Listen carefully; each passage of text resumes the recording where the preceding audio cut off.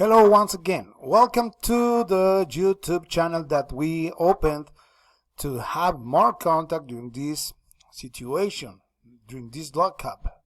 Okay, we're having problems with the virus, but we can't be stopped from learning.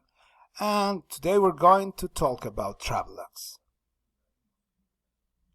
As you remember, the definition that we have for Travelogue is the diary that you write regarding any travel that you have made in the past. You record that in a log. Travel, viaje, log, registro. Travel log, registro de viaje. That's what we have here. And today we're going to use a reading book and we're going to read this text, the diary of Robert O'Hara Burks.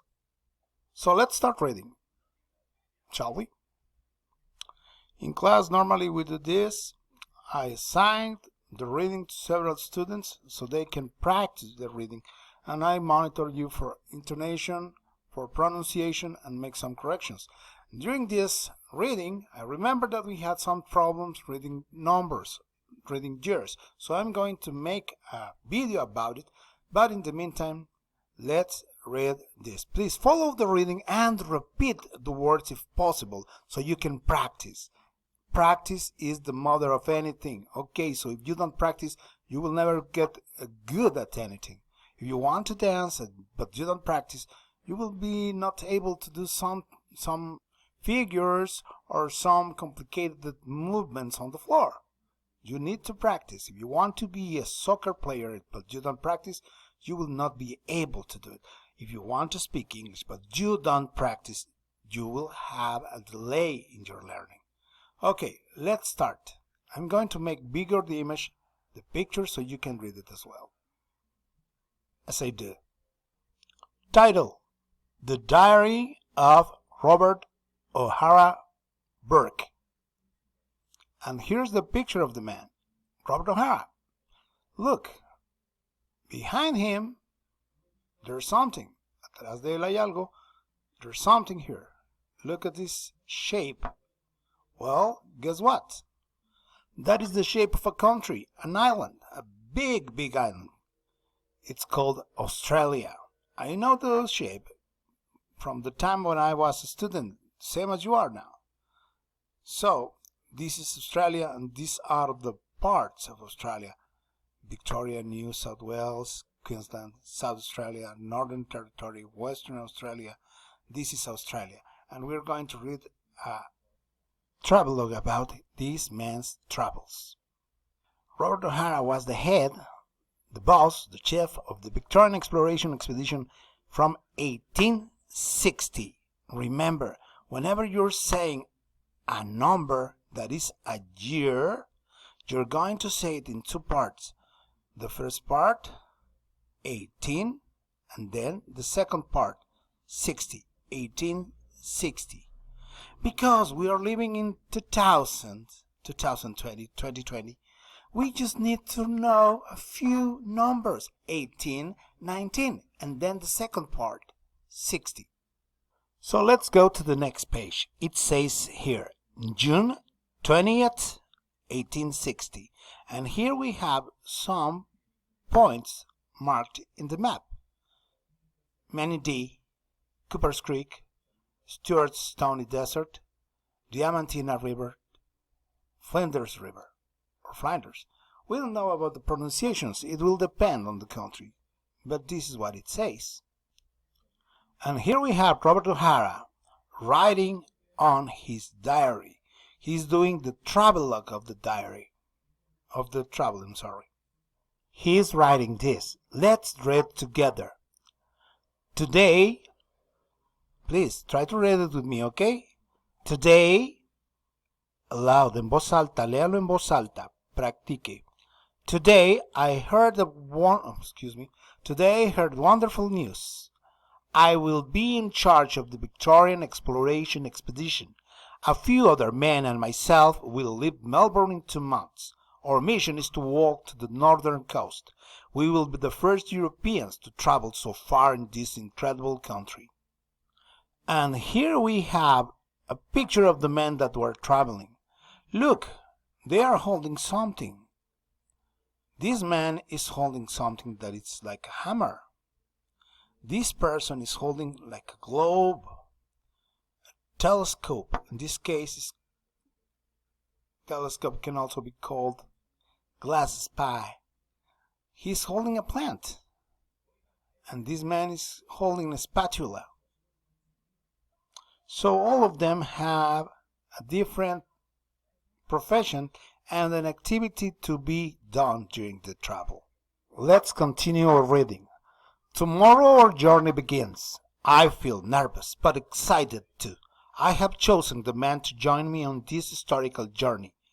William John Willis is an astronomer. Astronomer. He's holding a telescope. Maybe this is the guy.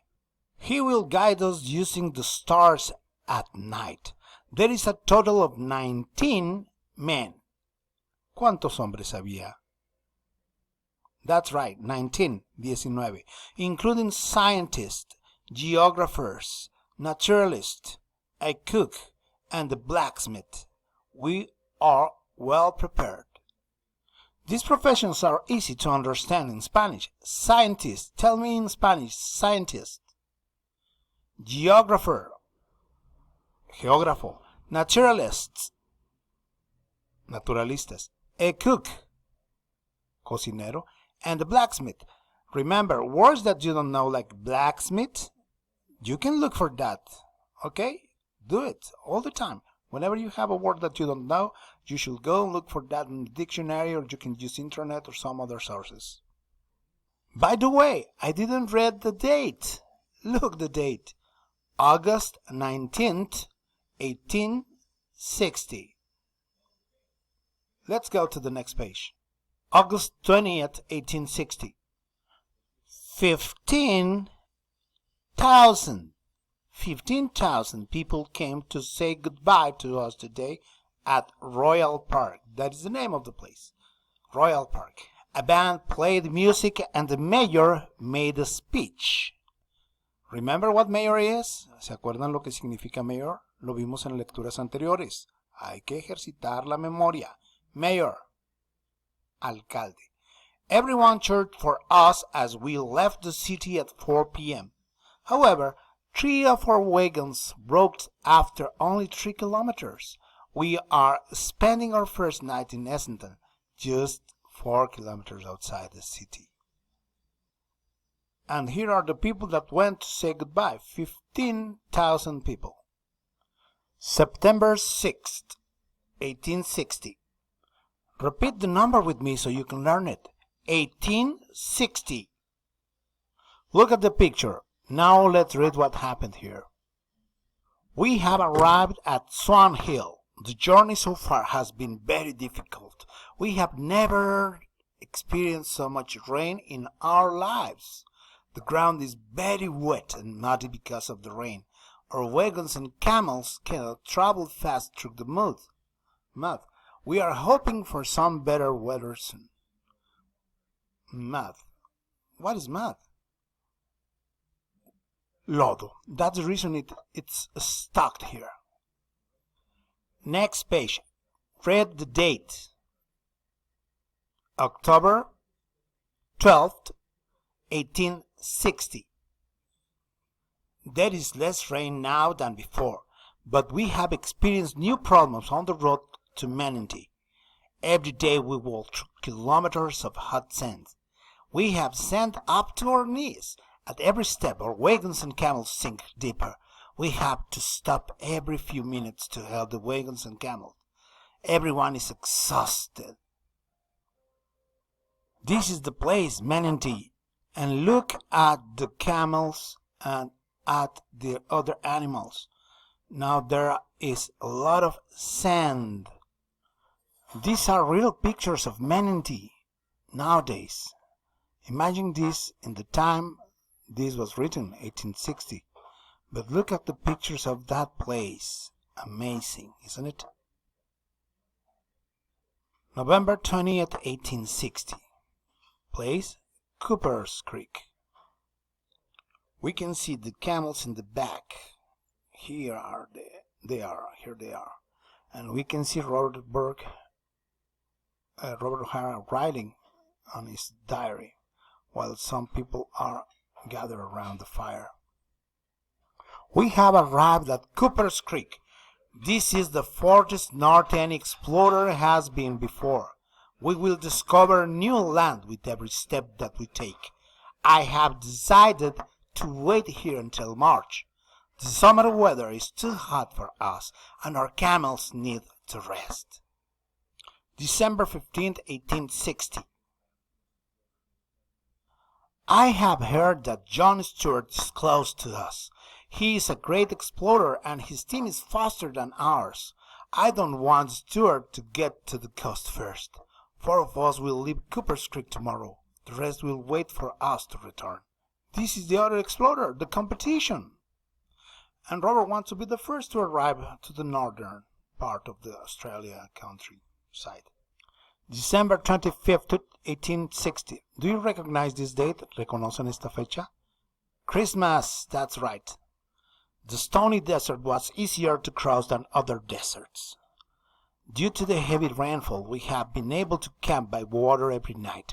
The heat is the biggest problem, but everyone is happy. We are celebrating Christmas Day at a delightful oasis by the Diamantina River. And here we can see the pictures of all of them celebrating. January 5th, 1861. The Yandrawanda people, indigenous Australians, have been very helpful to us. They are peaceful and they give us fish to eat. I am amazed how easily they can survive in this wilderness. They have shown us how to make cake and soup from the nardu leaf. We are looking for a tree with the nardu seed, but it's difficult to find. Here we can see the Yandrawanda people. They are giving the fish, remember? And they are trying to cook the fish. January 14th, 1861. Today we walk towards the most impressive mountain ranges I have ever seen. There is fresh green grass around us. The mountains are covered with shrubs and trees. The landscape is fascinating. I can tell everyone in Melbourne that the north of the country is as beautiful as the south. Trees, shrubs and everything. January 18th, 1861. Look at the angle of this mountain. Oh, it's really hard to climb. The mountains are more difficult to cross than the desert. It is impossible to walk along some paths. We have to keep going back to find another route. We are looking at the mountains and we cannot see the end of them. The camels are suffering. We are all scared. February 11th, 1861. Today I heard the ocean, but I could not see it. I know we are all crows, but we are in a swamp and it is too difficult to get across. We have decided to return to Flinders River because we have very little food. Tomorrow we begin our journey back to Melbourne. We are so disappointed. We were so close. They were really near the ocean, but they could not make it. So it's time for us to do the next page, the comprehension check. Circle the correct option. I'm going to give you some time. Make a pause and answer that. Pause the video and answer. Well, here are my answers. Telephone, email, letter, telegraph, phone message, smoke signals. I'm not sure if that works. Now the next questions, answer them. So let's pause the video and answer. And here we have the answers. Why do we say the world is so small? Because nowadays there are many ways to communicate. How do you start and end a letter? Start greetings and farewells. Greetings, hello, and bye. Number 3, what information can you write on a blog? About the place I visit. How is it? The weather, the people. Number 4, what are the good things about emails? Well, for me it's a really fast way to communicate. What do you need to have a video chat? Internet and a web camera. Okay, these are the answers for these questions. The last part is to discuss the questions. How do you communicate with friends that live far from you? Have you used any of the means of communication mentioned in the text? Do you think the internet is safe or dangerous and why? Well, we can continue with that in our class. For now, that's all. Let's say goodbye, and have a nice day. Bye bye.